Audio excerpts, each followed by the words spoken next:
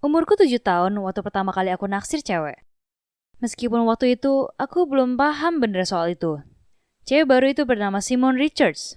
Ini mengawali hariku bersekolah. Dia itu cantik, manis, dan dia tertawa saat gugup yang menurutku itu imut. Berada di dekat Simone bikin aku senang, tapi lihat dia bergaul dengan cewek lain bikin aku cemburu. Sampai aku pernah dihukum karena mendorong cewek jahat yang gak bolehin Simone main sama aku lagi. Semakin aku beranjak dewasa, mulai banyak yang aku suka. Itulah saatnya aku sadar aku tak suka cowok. Aku suka cewek. Saat umur 14, aku cerita ke ibu soal ini. Dia hanya senyum dan bilang dia udah tahu. Ayah butuh waktu agak lama buat dia sadar. Dia bersikeras kalau aku sedang menghadapi satu fase. Sekarang saat umur 18 dan masih tetap lesbian. Ayah mulai belajar menerima bahwa memang beginilah aku. Jadi semua orang tahu kalau aku ini gay dan kebanyakan orang santai aja menanggapinya. Aku kadang dapat komentar kasar yang aneh ditujukan padaku di sekolah. Tapi aku biasanya cuma angkat bahu dan memberi balasan yang cerdas dan jenaka.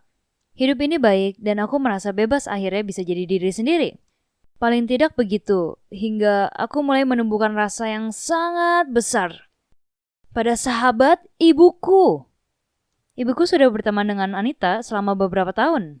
Mereka kenal di tempat kerja dan walaupun ibuku sudah tak bekerja lagi di sana, mereka tetap berhubungan dan tetap bersahabat. Ternyata, dulu Anita menikah, tapi suaminya meninggalkannya demi wanita lain, yang sekarang sudah punya seorang anak kecil. Oh, dan Anita juga punya anak laki-laki bernama Gus, umurnya 20, dan lagi kuliah. Aku selalu suka pada Anita. Dia itu orang yang hangat, tapi aku gak pernah memandangnya seperti itu. Paling tidak hingga malam pesta ulang tahun ibuku.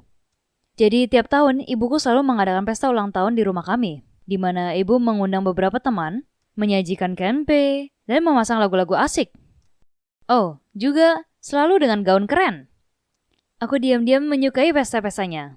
Aku menyiapkan bajuku beberapa minggu sebelumnya. Aku mengundang temanku Beth untuk ikut. Yang diam-diam aku pernah naksir berat sama dia. Aku putuskan mau beritahu dia perasaanku malam itu. Musik diputar, minuman tertuang, dan piring-piring saji berisi champagne tersebar di dalam rumah. Pestanya keren, dan kostum Beth Pullmanku malah lebih keren lagi. Aku tuntun Beth keluar, dan kuakui perasaanku padanya. Itu gak berjalan lancar. Dia memberiku tatapan super aneh. Lalu bilang dia menganggapku teman, tapi tidak lebih. Kemudian dia pergi. Aku sangat hancur. Aku duduk di sana sendirian menangis sambil minum. Saat itulah Anita muncul. Don, ada apa? Dia duduk di sampingku. Aku cerita padanya apa yang terjadi dan dia memelukku dan menanggapi itu semua dengan baik sekali. Dia berdandan jadi Dorothy di film The Wizard of Oz dan dia kelihatan cantik banget. Dia bilang padaku anaknya selalu mengajak kencan cewek yang salah dan bikin stres. Tapi kami berdua masih muda dan akan tetap bertemu orang yang tepat di waktu yang tepat. Dia menertawakan komentar kecuali kamu ini sepertiku, yang mana kamu akan selalu gagal dalam berhubungan.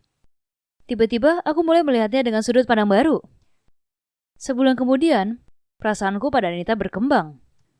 Setiap dia berada di tempat kami, aku akan cari alasan supaya aku bisa tinggal dan ngobrol dengannya. Ya, aku tahu dia usia 40-an, dan dia itu sahabat ibuku. Tapi, aku sadar bahwa aku tak sekedar suka padanya.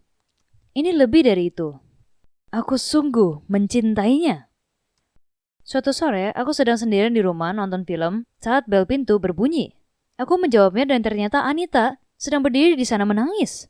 Aku ajak dia masuk dan membuatnya secangkir kopi.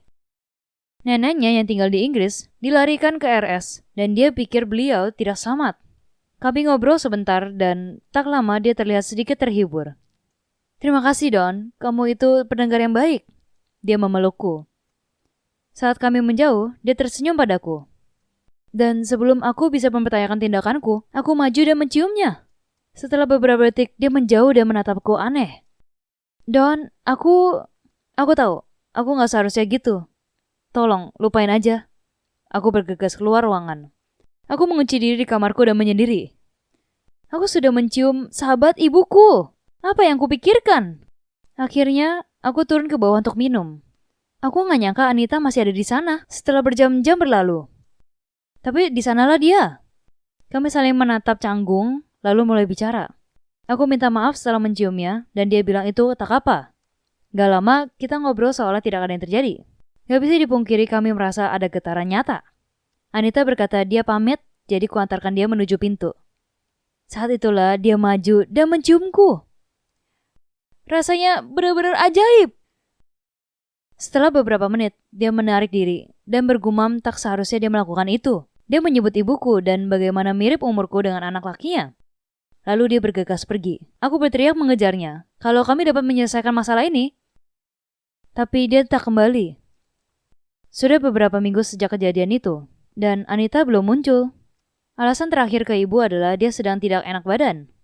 Aku tahu dia sedang menghindariku. Yang itu menyebalkan. Ini situasi canggung, tapi aku mencintainya dan aku pikir dia mencintaiku juga. Aku gak tahu apa yang harus kulakukan. Apa aku mesti kasih dia waktu untuk memikirkan semua itu? Atau harusnya aku kontak dia? Apa berusaha menjalin hubungan asmara dengan sahabat ibuku itu keliru? Aku gak mau mengecewakan ibuku. Aku cuma sangat peduli pada Anita. Tolong komen apa yang sebaiknya kulakukan. Karena aku bingung banget.